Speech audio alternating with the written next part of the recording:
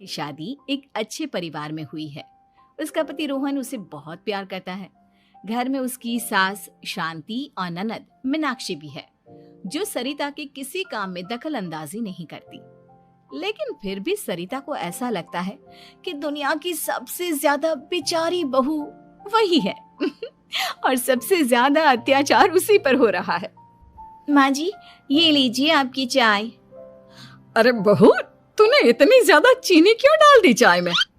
हाय हाय माँ जी, मैंने तो उतनी ही मीठी बनाई है जितनी मीठी आपको पसंद है। माँ जी, आपको तो मेरे हाथ की चाय अच्छी ही नहीं लगती। जब देखो कुछ न कुछ कमी निकाल ही देती हो। अरे बहू, तू एक बात के पीछे ही पड़ जाती है। मैंने ऐसा कब कहा कि तू रोज चाय खराब बनाती है? सरिता अपने कमरे में चली जाती है और फोन उठाकर अपनी माँ से बात करती है। हेलो माँ, कैसी हो आप? क्या कर रही हो? मैं तो ठीक हूँ, पर तू बता, तेरा मूड कैसा है? तेरी आवाज से लग रहा है कि कुछ तो हुआ है तेरे ससुराल में। अरे क्या बताऊँ माँ, यहाँ तो हर समय मेरे साथ बहुत बुरा व्यवहार होता है। मैंने अपनी सास के लिए इतनी अच्छी चाय बनाई, लेकिन मेरी सास चाय पीते ही मुझे 4 बातें सुना दी। बेटी, तू इतनी छोटी छोटी बातों पर ध्यान ही क्यों देती हो? तुम्हारी सास ने कुछ बोल भी दिया तो क्या हो गया, वो बड़ी है ना तुझसे। माँ ने इतना समझाया, लेकिन इस बात का सरिता पर कोई असर नहीं हुआ।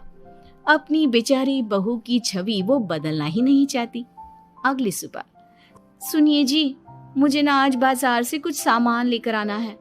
आज आप ऑफिस से आने के बाद मुझे लेकर चलना ना। भाभी, मुझे भी कुछ किताबें खरीदनी है।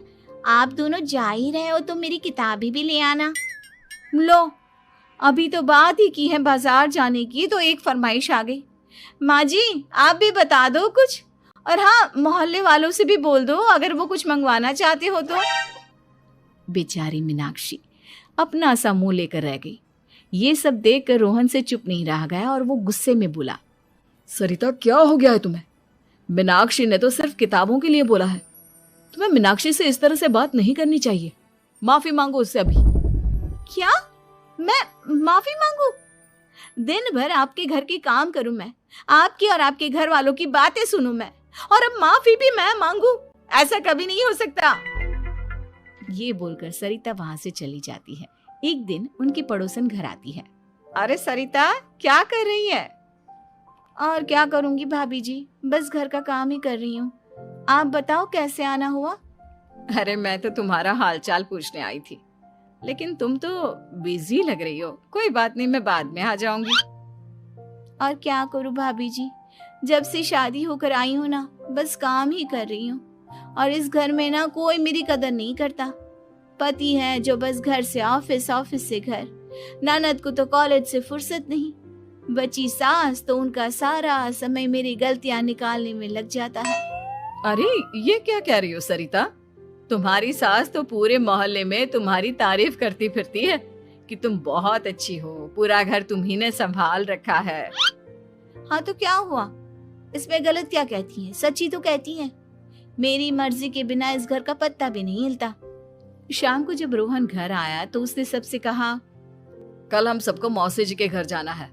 उनकी बेटी की शादी है। सब अपनी अपनी पैकिंग कर लो, सुबह होते ही निकल जाएंगे। और सरिता, तुम कान खोलकर सुन लो, वहां जाकर किसी की बुराई भलाई शुरू मत कर देना, नहीं तो मुझसे बुरा कोई नहीं होगा। हाय हाय जी, आप तो ऐसे कह रहे हो जैसे मैं सुबह शाम सबकी बुराई करती फिरती हूँ। आज तक कोई कह नहीं सकता कि मैंने किसी की पीठ पीछे किसी के बारे में कोई बुरी बात बोली हो तो।